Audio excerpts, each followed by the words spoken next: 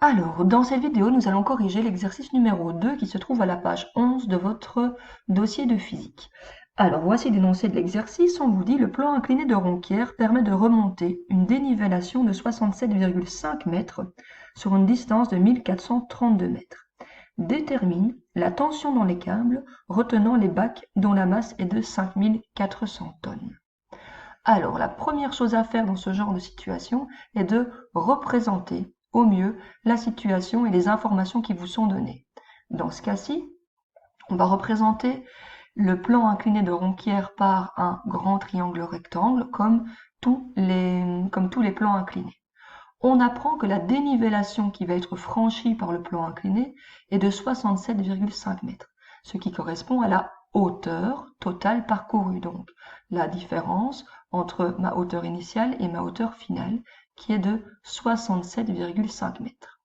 On sait ensuite que le bac va parcourir une distance de 1432 mètres, ce qui va représenter l'hypoténuse de mon triangle rectangle. Nous n'avons pas d'informations sur la longueur, donc sur ce côté-ci.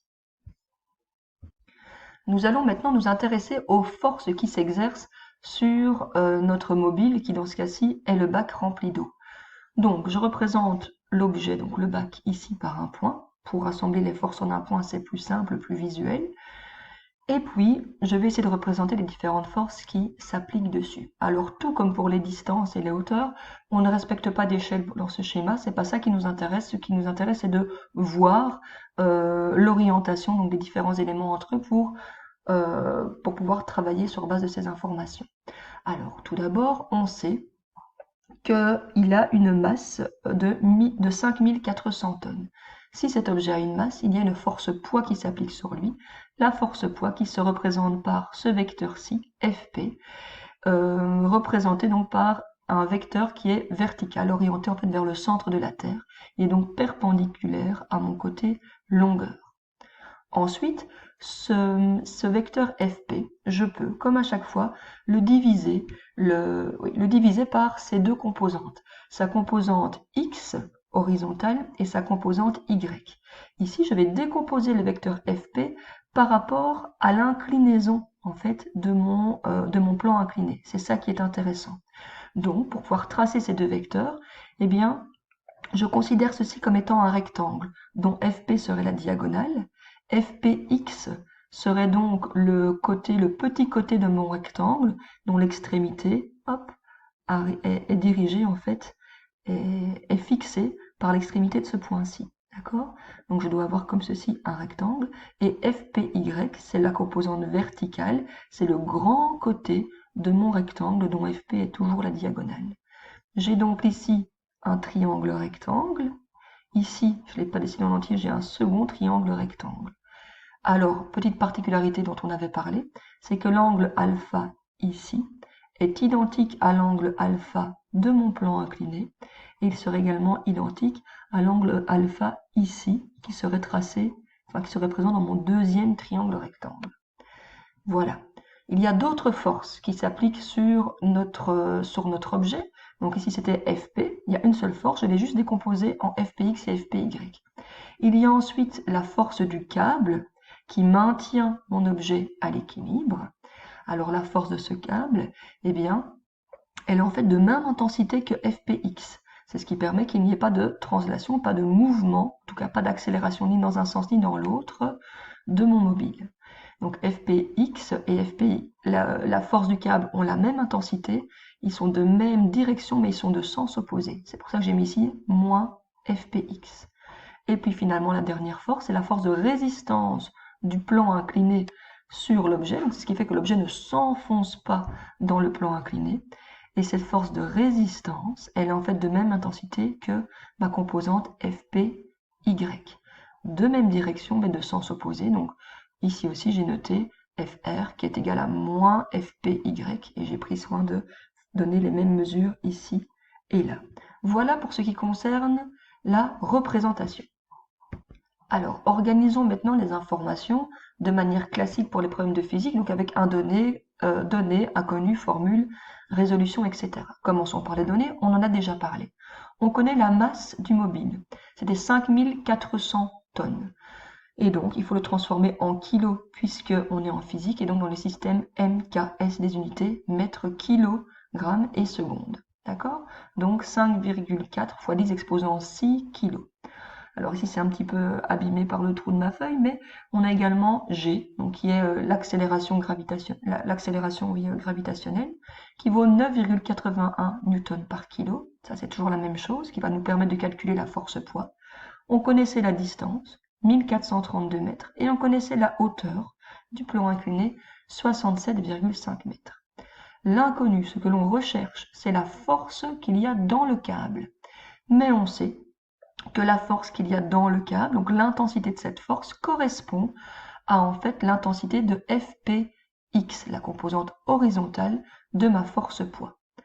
Alors, au niveau des formules qui vont être utilisées, ici, j'ai oublié quand même d'en mettre une, c'est d'abord on va calculer la force-poids en faisant la masse fois 9,81. Donc ça, c'est toujours la même chose. Et puis en fait, ici, ce que j'ai noté, ce sont les formules les plus particulières. C'est que l'on va pouvoir travailler avec les sinus. En fait, si vous regardez au niveau du schéma, on voit qu'ici nous avons un premier triangle rectangle. On a l'angle alpha qui est là et qui est inconnu. Par contre, on peut déterminer le sinus de cet angle, puisque le sinus de l'angle est le côté opposé sur l'hypoténuse, c'est-à-dire H sur D. De même, on va travailler avec le sinus de l'angle ici, qui est le même en fait que le sinus de l'angle là. Et pour cela, on va travailler avec quoi? Eh bien, avec le côté opposé divisé par le côté par l'hypoténuse, c'est-à-dire Fpx, ici, c'est-à-dire la force qu'il y a dans le câble, c'est la même intensité, là et là, divisé par l'hypoténuse Fp. Alors, en ce qui concerne la résolution, nous allons procéder assez classiquement. Tout d'abord, nous allons rechercher la force-poids donc de ce bac rempli d'eau. Alors, on sait que donc Fp se calcule en faisant m fois g, c'est-à-dire la masse de 5400 tonnes, ou autrement dit 5,4 fois 10 exposant 6 kg, fois g, qui vaut 9,81. Vous arrivez comme ça à une valeur de 52 974 000 newtons. Ensuite, ici je vous ai mis une petite remarque, comme quoi, par rapport à notre triangle rectangle, on sait que l'intensité de Fpx va correspondre à l'intensité de la force qu'il y a dans les câbles, puisque c'est cette même composante horizontale qui permet de maintenir l'objet immobile. Donc on peut dire que Fpx est égal à la force qu'il y a dans les câbles. Le moins n'est pas nécessaire, donc ne le notez pas, étant donné que l'on est en termes d'intensité. Alors, au niveau de la résolution même, c'est basé sur l'expression des sinus. On peut dire que le sinus dans le grand triangle rectangle, qui est égal à h divisé par d, est égal au sinus de l'angle dans le petit triangle rectangle, qui est égal à fpx divisé par fp. Au niveau de cette relation, vous avez trois informations connues, h, d et fp, et vous avez une valeur inconnue, fpx, qui correspond à l'intensité des forces dans les câbles. Je vais donc isoler Fpx, ici, Fpx qui est égal à H fois Fp divisé par D. Ensuite, je remplace sa grandeur par l'intensité qui m'est donnée au niveau des données, 67,5 fois 52 974 000 divisé par la distance de 1432. Vous arrivez donc à cette valeur-ci pour l'intensité de la force dans les câbles, c'est-à-dire donc 2 497 028 newtons. Pour la solution, eh bien, il suffit de répondre par une phrase en français à la question qui vous est posée. Et donc dans ce cas-ci, on pourrait dire que la tension qui existe dans les câbles qui retiennent un bac de 5400 tonnes sur le plan incliné de Ronquière, qui a une dénivellation de 67,5 mètres sur une distance de 1432 mètres, est de 2 497 028 newtons. Voilà pour la résolution de cet exercice.